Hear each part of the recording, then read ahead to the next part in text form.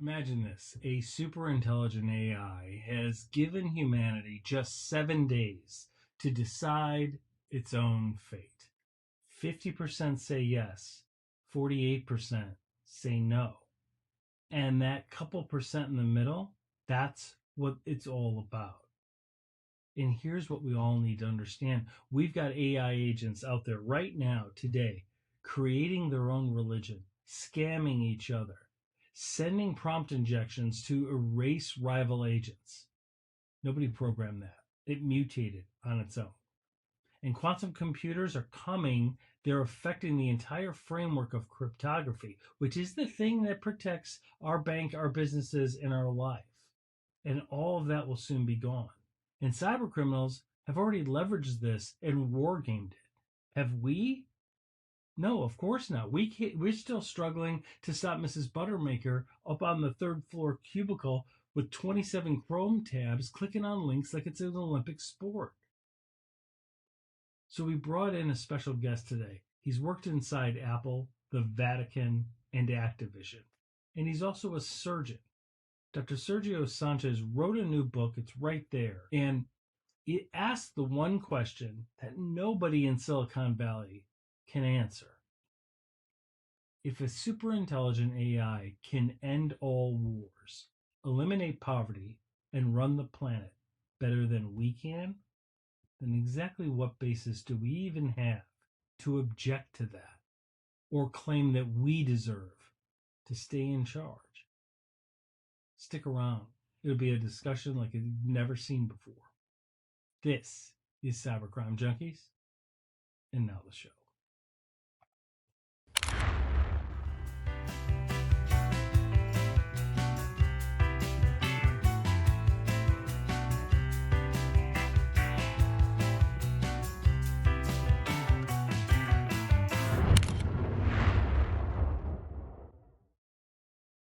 All right. Welcome, everybody.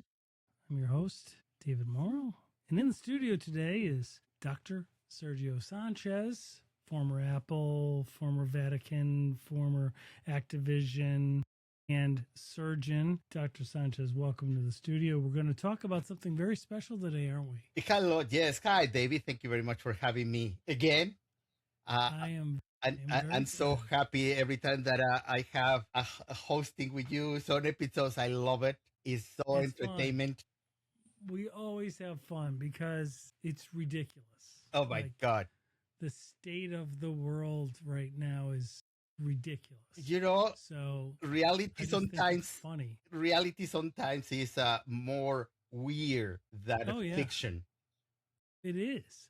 Because if I told you some of the stuff like I read today that I verified was true, nobody would believe me. You have to, people aren't going to believe that.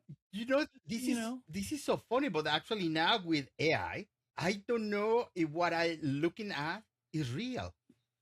Oh yeah, now I have doubt myself. And I don't mean to segue or get through this, but there is a thing I saw today that was about, where is it? Darn it. It's a thing that gives us news, and it gives us both sides of the news. Man, that's actually pretty good. Yeah, I sent it to a couple of people, and it's not showing up in my text. I will get it. In fact, I will drop it in the show notes.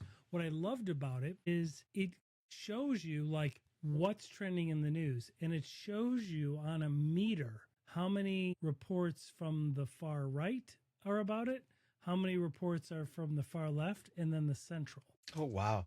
And yeah, it's really interesting because that's what I've always manually done, right? I'm always like, okay, I hear you. Even if I believe it, it's reading to me and I'm on board, right?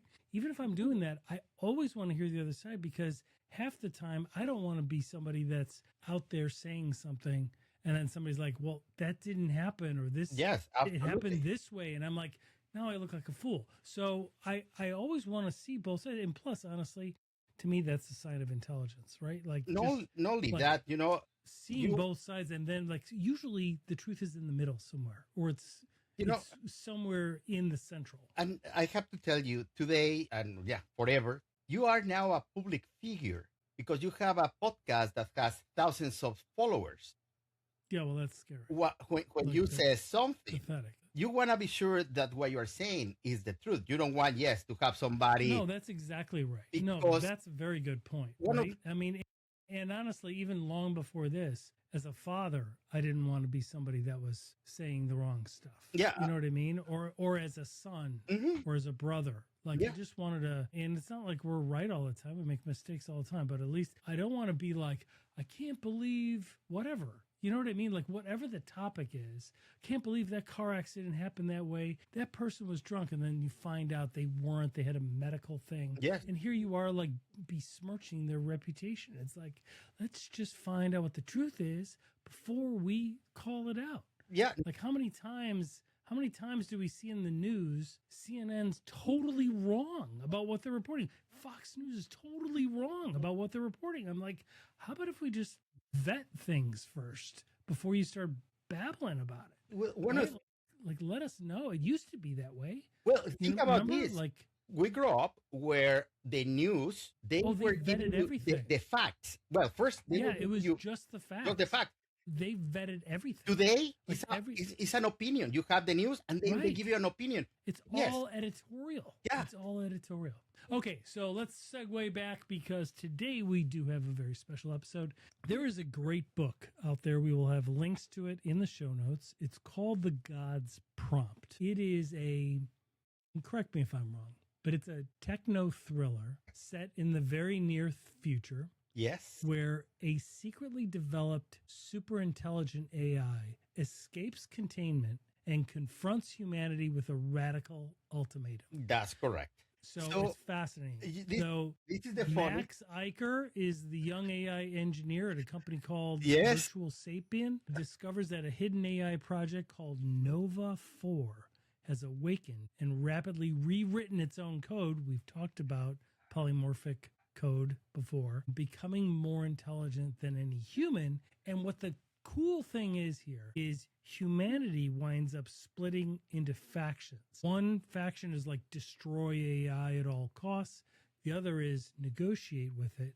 And then another is like, let's accept that AI can lead us, not humans leading it. Correct. Really, really interesting concept. And today we have the author of that book in the studio, Dr. Sergio Sanchez.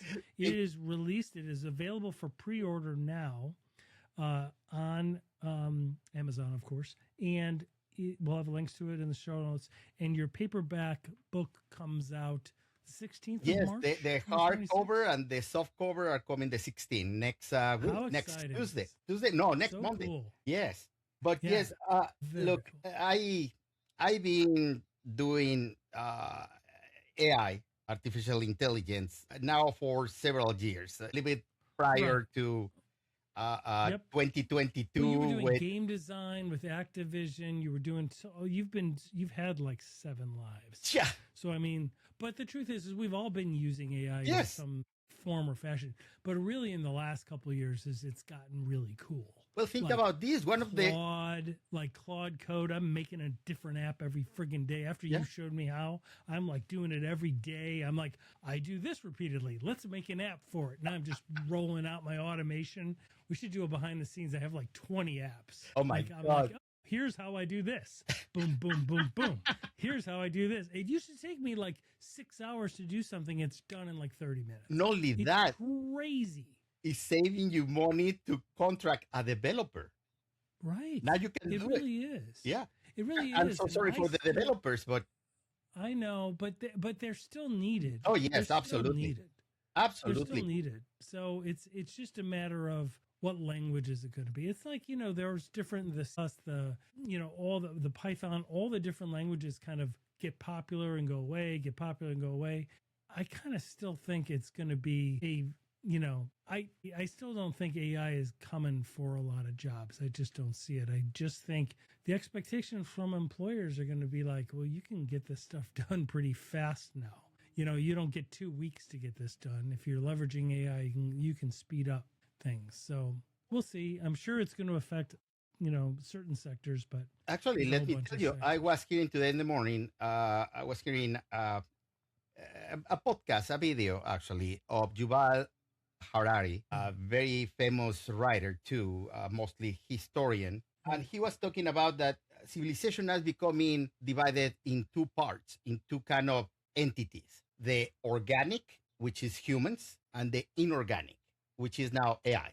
And he says the problem that we have is that we are going to be fighting for a job with organic people, with organic, and with inorganic too. So you have to be very good in what you are doing. You have to learn very well whatever you are doing in a school. You have to be prepared to confront now two fronts: the human front and the agents front. Yeah, and the agentic front. I mean, look, I agree and I don't agree. Some part of me still thinks somebody still has to be guiding this, managing it, because we've seen agentic AI go all over the place, right? Like we've seen where it goes and it does things because people don't put the right guardrails on it. Yeah. And as we always say, like AI is not evil at all. It is just obedient and it'll do what we tell it to do, but it's also going to keep doing what we don't tell it not to do.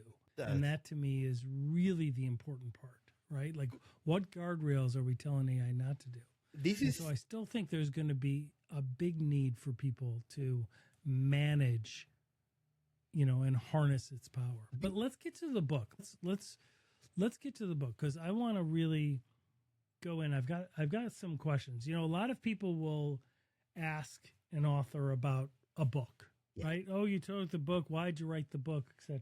I want to ask you about the subject matter that's in your book because it's really pretty deep. The subject matter is how we will confront AI, super AI. Right. It's going to be and I'm going to give moral values to the AI. It's going to be a good AI. It's going to be a bad AI. What happened with us having this more now like a partner, more than a tool that we are using?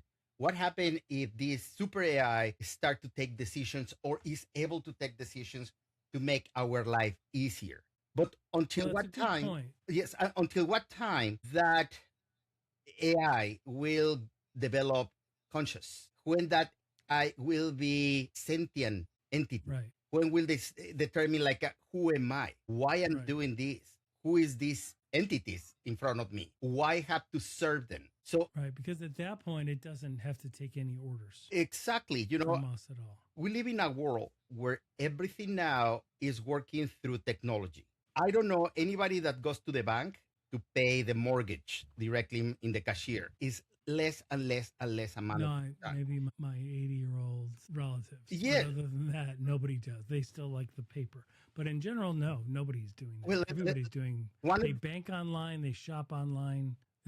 Our world is online. Well, let me tell you something that caught me by surprise, and this was now probably, I would say, 10 years ago. In Paris, in France, was a McDonald's, a hamburger place, and was only one person in the entire McDonald's. The whole thing was kiosks. Everything was a robot. And the operating of the... Yes. The making of the food, everything was operated. Was a robot. And the guy that was in there was mostly for whatever happened with the robots. Like, hey, I ordered this instead of that, or the fries are raw, or they are not. But when I saw that, it's like, oh my God, this system is going to become smart, and this guy in the store is not going to be needed anymore.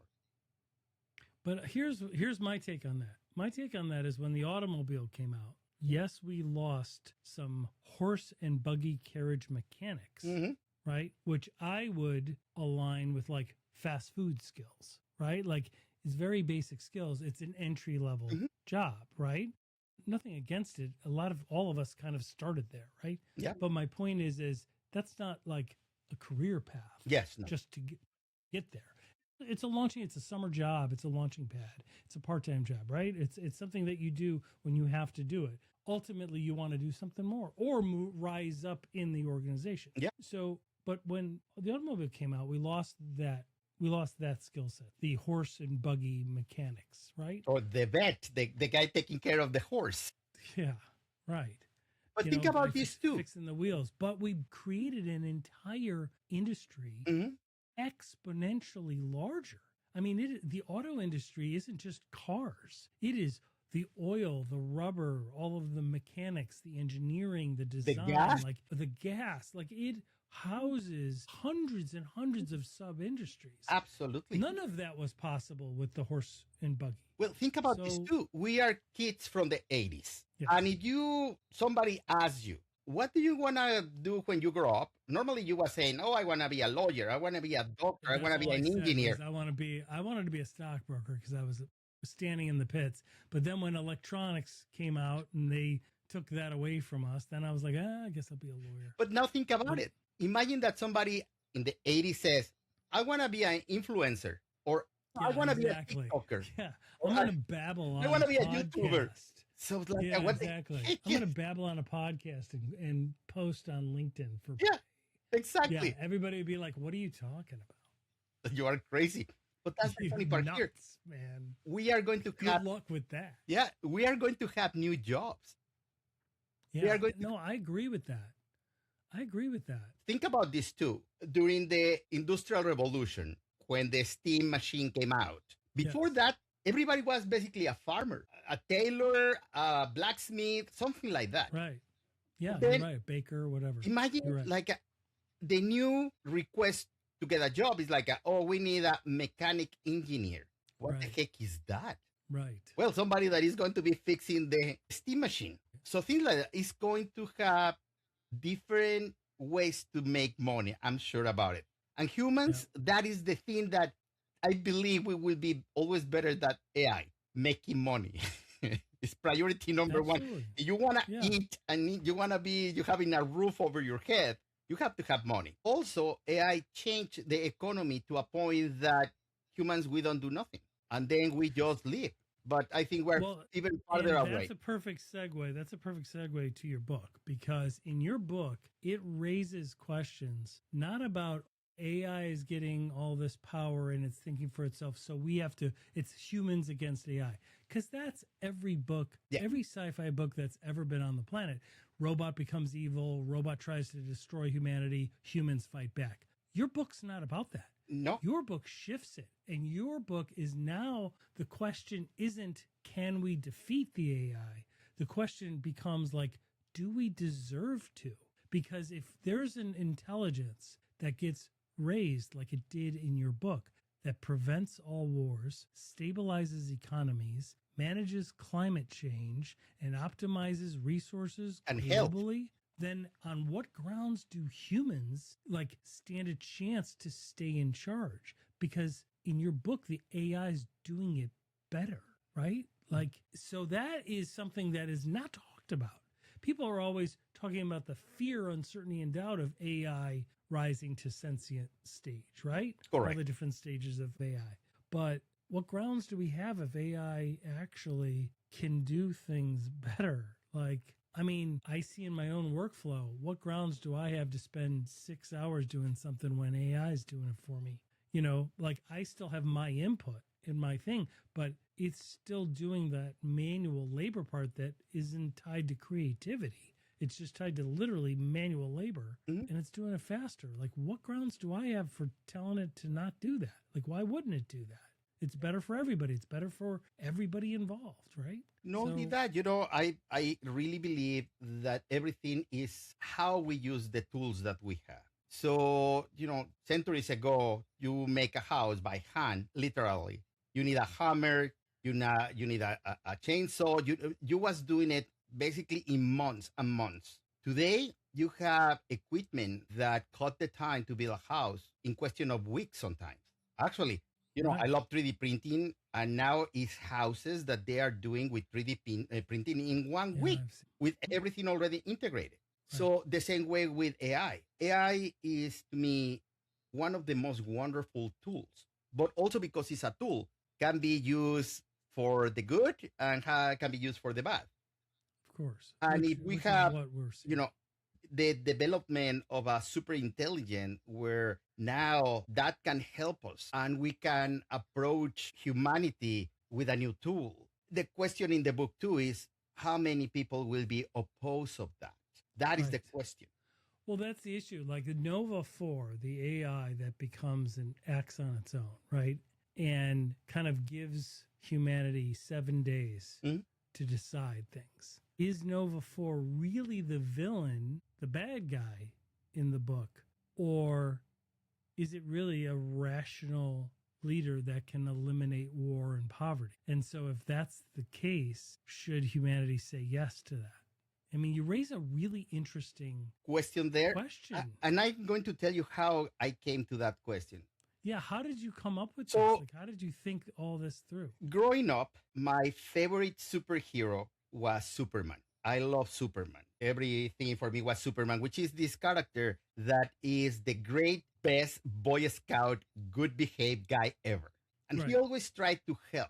But then with the new movies that come out that acquire a different approach to Superman is how governments are thinking about this entity, that if this politician or this country is corrupt, how that will be with that person that is corrupt if one day Superman show up to you. So what can I do to stop Superman? And then you have thousands of Lex Luthors. The same way I try to treat this AI, Nova 4. I try to, what happened if this new entity that is trying to help, how the good people is going to take it, and how's the bad people too, with, a different kind of values is going to take the approach of the AI. How also we are living in a world where you can say one thing and millions of people hear it at the same time. Working for the Catholic Church in the United States,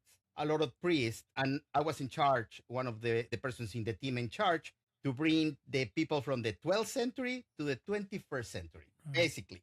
I thought it was a joke, but then I discovered it wasn't a joke. So a lot of these priests that never use a computer for work, never use a smartphone for work, they were asking me, why we need to have this now? And my answer was always, it's a rock musical called Jesus Christ Superstar.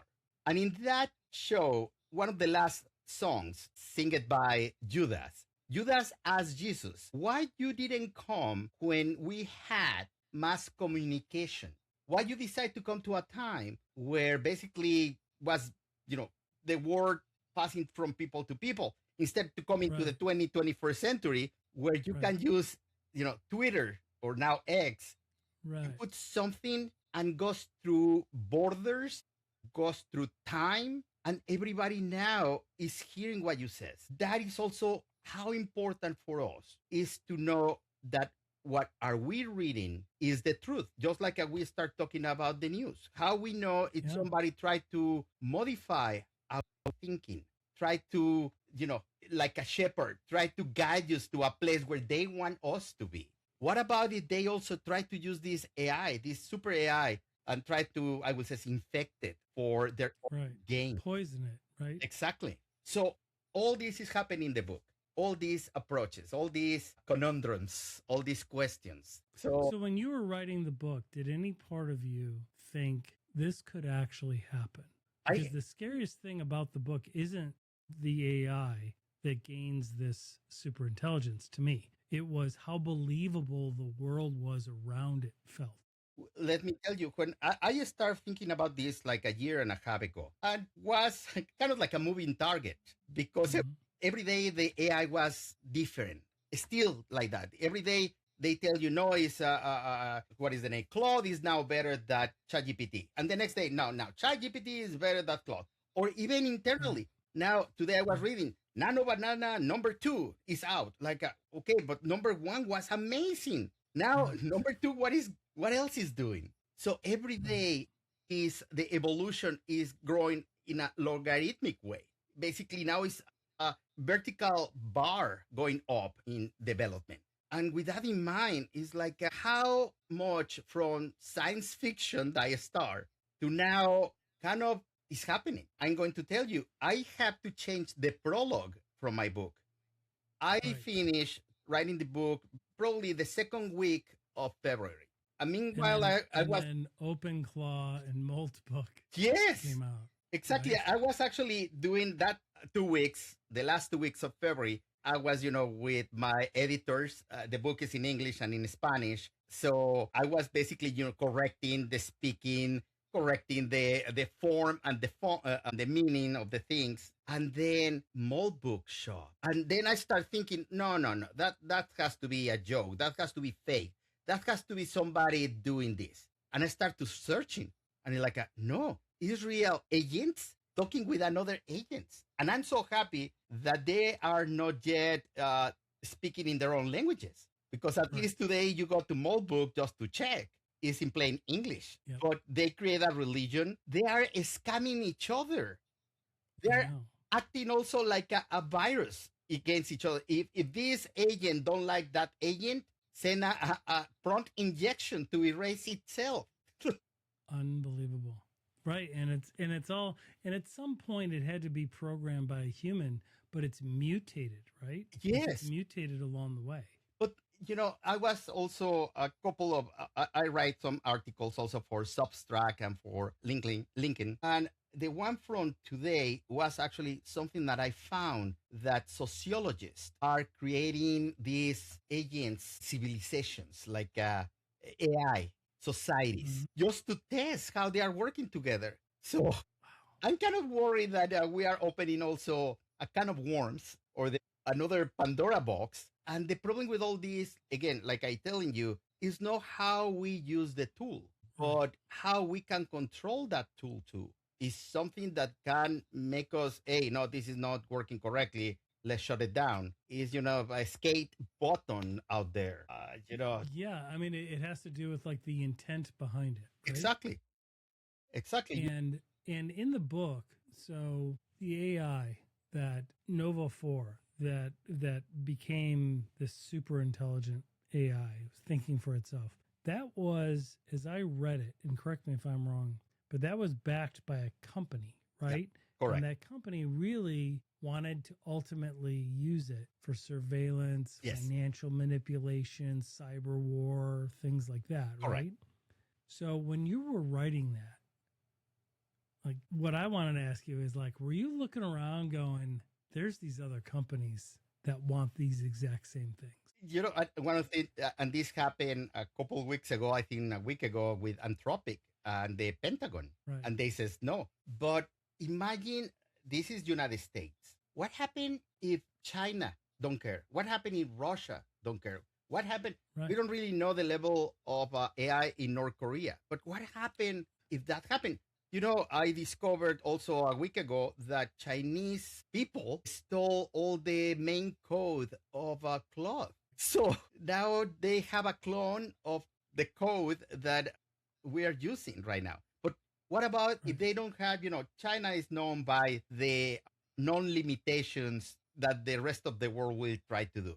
I don't know if you remember. There's no copyright issues. Yes, not only that. Like, if somebody makes it, they can steal it. It's just a part of the overall. Plus, they define war differently. Yeah, exactly. Right? Now, think about this, and this happened probably more than 20 years ago now. We were able to clone a ship, the famous Dolly. Dolly. So the science to clone a human is there. But immediately, every country in the world that was able to clone humans says, no, we are not going to touch that. Except China. One country says yes. Except China. Right. So China has a service that I don't know if they still, but China used to have a service for clone your pets, and was everywhere in the world that you was able to clone your dog or your cat or whatever pet you wanted. So I'm like, wow. So what will stop us? I loved how the book. The AI didn't just take over mankind. No. It gave us a test. Give us a chance. Give us 7 days. So walk us through what happens there. So I mean, without giving away the secrets in the book. So basically, Nova 4 is telling the entire humanity, you have 7 days to decide if you want me to help you, or basically I can take over the control of the planet Earth entirely and do whatever I want. But I want to give you the chance for you guys to tell me if you want me to do it or not. So during 7 days, the entire planet got to vote if it's a yes or it's a no. And I will tell you to the part that basically is 50%, 50%. Well, 48, because the only, 4% is the really the people that really will decide if we go with or without. But a lot of things happens. Those are the telling votes. Exactly. It's like Ohio in the national election. Yes, exactly. Right? So yeah, that is what happened. I don't want to give away more of the book, but after we decide for what is going to happen, another situation arrived. Right. And that is something that, it's a really good book. It's a really good book. So let me ask you, because I want to ask you questions about the topic, right? Not necessarily about the book, because I don't want to spoil the book. When you were doing the research, did you come up with a kind of a conclusion in your mind about, as we are developing and being pioneers in this toward a sentient AI, that we need to make sure that there's a kill switch on it, or that, we're not going to be worthy? Like, did you come up with any conclusions yourself? So that was actually pretty tough, because how you can control something that is smarter than everybody together, that every human being. So actually, they discovered it not just matches human intelligence 1-to-1. Yes, no, it's over. This one matches all of humanity. Like, it can do a better job at all of the things all of humanity is doing. Well, think about this. It's a very famous prompt. It's a now pretty famous website that everybody can go and start with 350 people sign it. Try to tell the companies creating AI, please do not create super artificial intelligence. Today is more than 25,000 people sign it. And it's because of that. We are scared that even if you put a kill switch, I'm sure the AI probably is aware of that and disabled it. Or cloning itself everywhere. So if you kill one, you still have 500 more. Exactly. It's like a hydra. You cut the head of one and then 5 show up. Yeah. So my question here is that how we are educating this AI. To me, it's like a little kid too. Like you are feeding information. Let's be real. The only information that AI has at this moment is the information that we had created since 10,000 years ago. All that information, good or bad, truthful or not, we are feeding this. Yeah. What will tell us, okay, AI, you are going to learn these good things. But just like a kid, hey, how I can get in the dark web? Right. Let me see what is in there. So how we can stop that? If we, like a parent, sometimes we cannot stop our kids to use the phone all the time. How we will be able to control somebody that is smarter than us? How we can control that they don't lie to us? We are in our... Well, and on the other side of it, do we want to? Because part of your AI is able to identify corruption in like political organizations, right? Yeah. And do you want AI to stop doing that? Like, I mean, depending on the news that day, you'd think that a lot of people are okay with all the corruption. Like, here, take my tax money and go do whatever with it. But most people aren't, right? Like, most people don't want that to happen. They don't want corruption. They want fairness across the board. And so if AI can deliver that, do we let AI control certain parts of humanity? It raises a lot of really good questions. Well, let me tell you, in Albania, this country is somewhere in Europe. Now they have a director of a government department. I think it's tourist. That is AI. He's in Colombia. He's a candidate, a real official candidate. When I read it, I couldn't believe it. I was looking all over the news, and yes, it's real. He's an AI candidate for Congress in Colombia. So is this just a hype? Is something that hey, we have AI. They are up to date. Let's go with them. Or is really, really something that is happening? So what is the truth right now?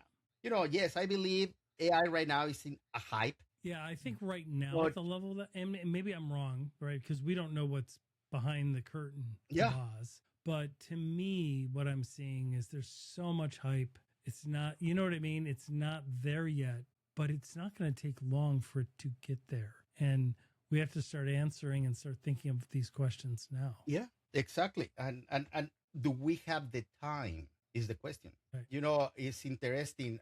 Something that is coming to mind too is quantum computers. Right. So I was reading that breaking a password of 12 characters in a normal computer, even in a computer farm, right, is around, it's ridiculous. I think like a 10,000 years to break the password. right, exactly. And that's the whole theory behind password management, Yeah. right? You make it longer because for a computer program, a hacking program, to crack it and run all those combinations, it has to do billions and billions and trillions of combinations. It crashes, right? Yeah. And so what you want, it doesn't mean it can't be breached ultimately, but what you want is to use a password so that they're still going to be able to bypass you because their systems are just going to be spooling basically, right? And still go to the people that are still using password for their password or their dog's name, right? Which they'll be able to get in there quick. And that's really what attackers want. They want quick in and out. So you just want to put up enough resistance so that they move on past you. Absolutely. Which is really our running theme, right? Yeah, but now imagine But that. now with quantum, it's like milliseconds. Yeah. It doesn't even, like, the whole thing, the entire framework of cryptography is gone. Quantum breaks it. You know, the last administration, they request to be able to have quantum no breakable passwords. And I think this happened now 4 years ago. And barely 2 months ago, they are figured out how to do it. But even maybe with the time, we will not need a password. We will use something else. But in the meanwhile, how to we'll use secure a our system things. that'll give us quantum resistant passwords. Yes, exactly. Yeah. It'll just be on the math behind it, right? The math behind it will be different. Will be a new era of computer systems. You know, what we live, I mean, you and me, we grew up with a computer that was amber color, that they were with horrible. the time it started to become darker and darker. Yeah. With the black screen and the green lettering, the DOS things. Yeah, the amber color. Yeah. It was horrible. It was just horrible. And then like the Apple came out, or some of the systems came out where you can actually do things. And the things we were doing, you look at it, you're like, you're using a calculator. Yeah. Like that's all we were doing, but it was fascinating. It was like the coolest thing because nothing had ever been done like that. No, we've hit so many transformational steps in this run around the globe. Like it's pretty wild. It's pretty wild. You know, thinking about that 2 days ago, Saturday, the only family that I have now in the world, they live in Spain. So I was talking with my cousin, actually, because I sent him the book to read it too in Spanish, the Spanish version, and he has a lot of questions.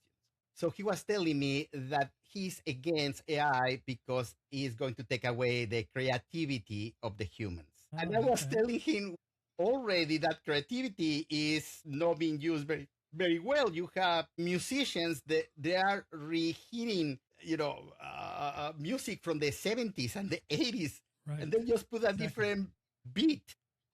Right. Or they just change the lyrics. Exactly. Yeah. Right?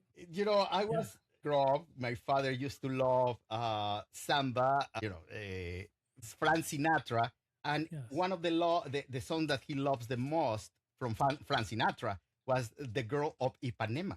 Yes. And is somebody now that has a version of the Girl of Ipanema that my daughter was hearing in the radio, like, oh my God, that's a very old song. I said, no, it's a new song, Dad.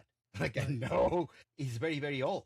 And it's that happens all the time. Yes. That happens all the time with my kids. I'm like, I don't, that song is from like Creedence Clearwater Revival in the 70s. Yeah. And they're like, no, it's not. It's whatever band. Like, they just came out. I'm like, okay, play it, and I'll play this. And then they play it, and they're like, oh my God, it's the same song. I'm like, yeah, it's already been done, guys. Yes, it's exactly what I did with my daughter. Like, yeah. No, let me show you. But that's the funny part here, that creativity is being, it's kind abolished a little bit. Level. It's kind of plateaued, right? Well, and then you get into like the AI music. Yes. And there's a ton of AI music. And you're like, well, some of it's actually sounds okay, but I feel bad about listening to it because I want to listen to real musicians. So think about this too. I wonder if somebody like Mozart, that was a genius, imagine that you give the tool called AI. So he will be more prolific than ever. Number one. Number two, Shakespeare. Right. Imagine that you ask Shakespeare to write a book with the help of Claude. Right. So maybe Claude says, hey, this part is a little bit boring and people really don't understand too much. Could you speed up this part? Could you speed up this part? You talk about the garden for way too long, Shakespeare. Do you mind speeding that up? And you say, what is that art thou? Yeah, can you just, nobody talks like that, dude. Could you speed that up? Yeah, exactly. That's so hilarious. it's a new tool. I think we will have now double or triple of music, books, poetry, movies. You know, it's funny. Oh, yeah. Right now, as we speak, it's a new fever in YouTube and Facebook. Now they are putting the last sequence of what is the name? Nobody put baby in the corner. What is the name of the movie with dancing? Dirty Dancing. Yes, with Patrick Swayze. So you remember a scene that he is like in a past walking and dancing. Now they are doing it with Superman.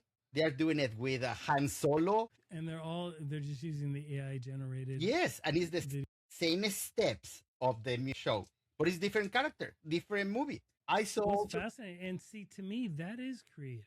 Yes. Like, isn't that creative? It's taking a tool, it's using your creativity to make something new. Like, I know AI was the tool that was used, but it doesn't mean it's not creative just because AI was involved. Oh my right? God. I have to tell you another one. I saw a mash between the Lord of the Rings and Star Wars. Really? Where Frodo is Luke Skywalker. See, you can't do that. Gandalf do that is without Kenobi. I will try to find it and send it to you because it's hilarious. I would love to see that. Yeah, because you can't do that without AI. You could come up with the idea. Hey, wouldn't this be cool if this happened? Right? Yeah. But you can't make a video, a cinematic, like realistic looking video about it. Right. And you can now with AI, which is remarkable. And it's kind of worry. If I were somebody in Hollywood, I would start planning to have. First of all, yeah, and their time is up. Like they're like, first of all, I don't take political advice from Hollywood people. I don't take my financial advice from Reddit. Like, let's get our advice from the people that know the industry. That works in that, their lives. That works in the industry, right? Yeah. Or analyzes the industry. Not somebody that reads lines and does coke all day long. Yeah. I don't need to understand like whether my moral thing should come from you. Like, let's just like look at it for what it is. Just like financial advice. Like, yeah, correct. People were like, well, this person was talking about this crypto investment, and it was all this thing on Reddit. I'm like, who is that guy? Why are you taking financial advice from Reddit? Like, what qualifications do they have? Like, go to Wall Street. Go to somebody that does it and has done it for a decade. Forever. They know what they're doing. Wait, let me tell you, this is also personal.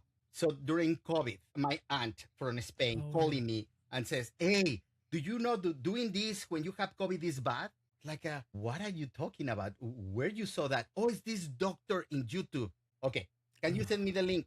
So the link and this guy that never says I'm a doctor, but because the guy was wearing a robe and a stethoscope in the neck, now everybody, he's a doctor. Like, no, he never says I am Dr. Such and Such and I'm working this hospital or this search institute. No. He just is giving you, and he's selling you soap. That's supposed to, every soap is killing bacteria. So unbelievable. No, that's exactly right.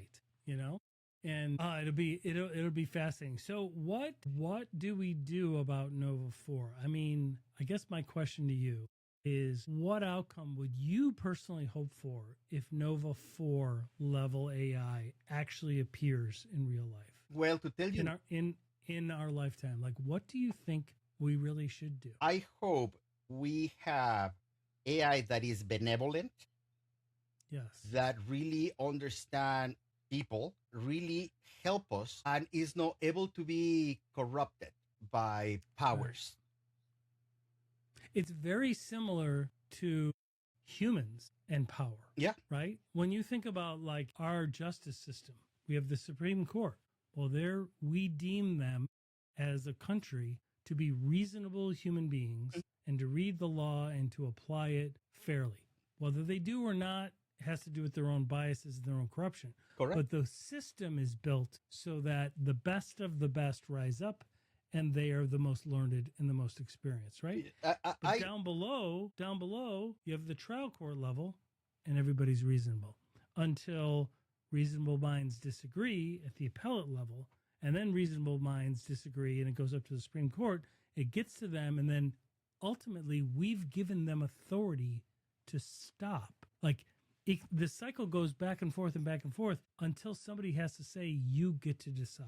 Yeah, exactly. Right? And so it's really no different than with a superpower AI. If a superpower AI, we'd have to decide, do we want to let it be the buck stops there, or will the buck still stop with America or with the humans? So it wouldn't be America. It would be all of us, all of humanity. Talking about that, and you mentioned it, I wish with all my heart, and I consider then, even, we're talking about 1776 and 1789, when the founder fathers created basically the basis for not only United States. United States, during long 250 years, almost now, they are the example with the good and bad things that United States have, because we are humans. But United States was I want to be like them. I want to be like United States. I want to prosper and be like them.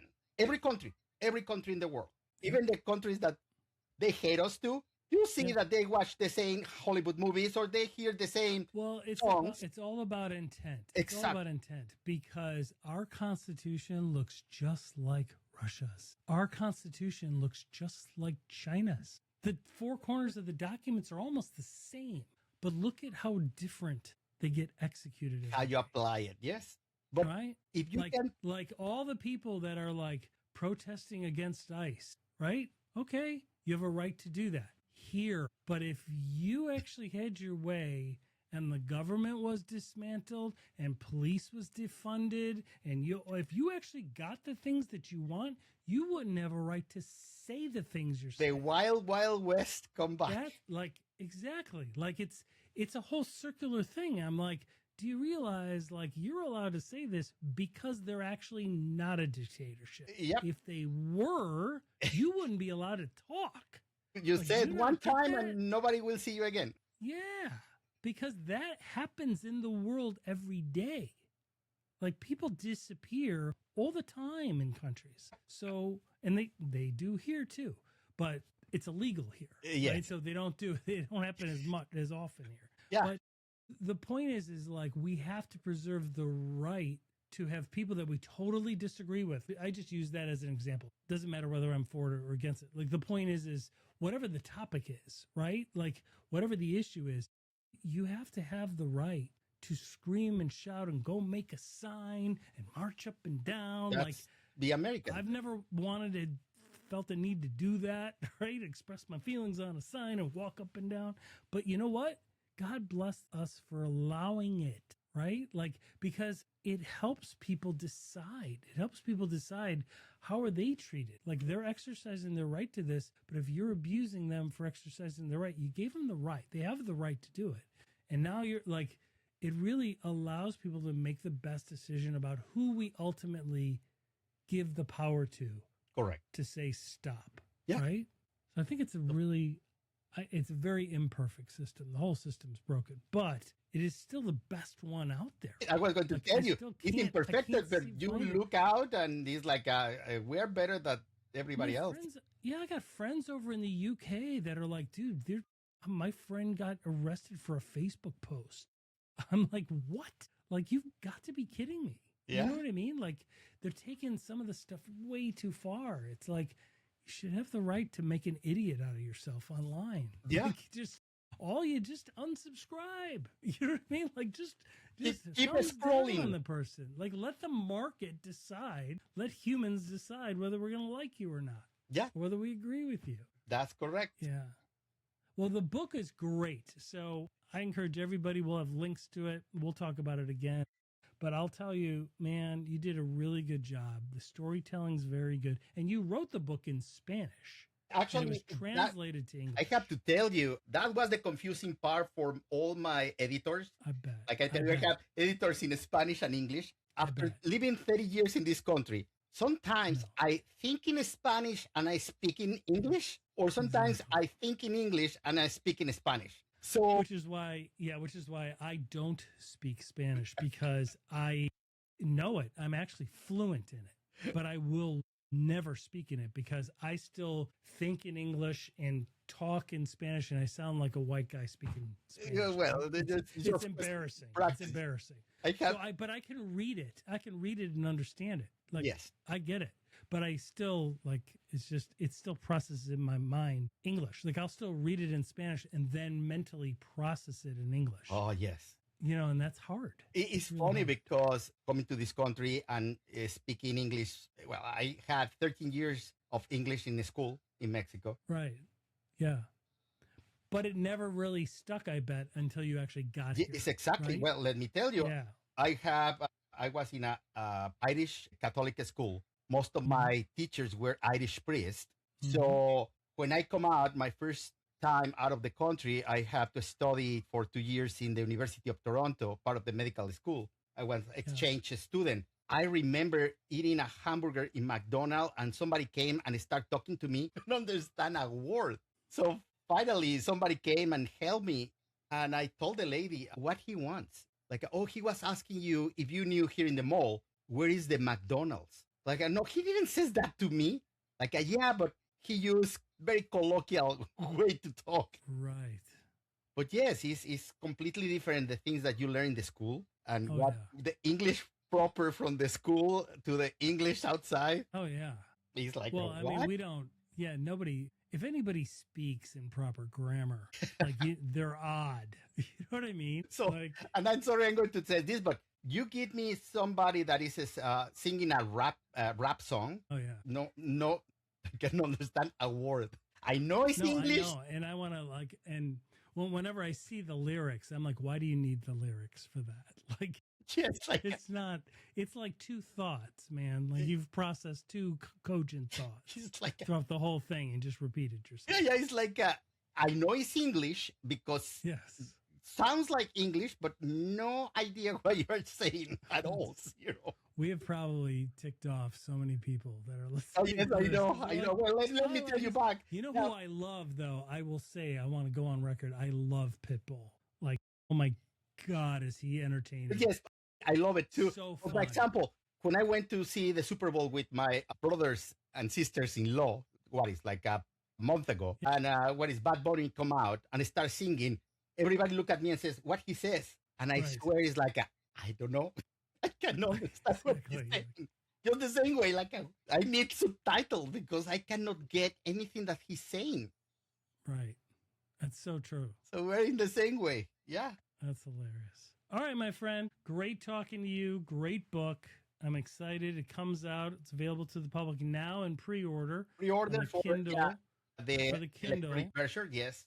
But the link that we have will take you right to the Amazon page, and then you'll be able to order it March 16th, which will probably be the time when this comes out. This probably will come out even after that. Excellent. So I'll try and get it out ahead of time. But yeah, but great job, my friend. I'm excited about it, and we will talk soon. Thank you so much, Dave. Thank you.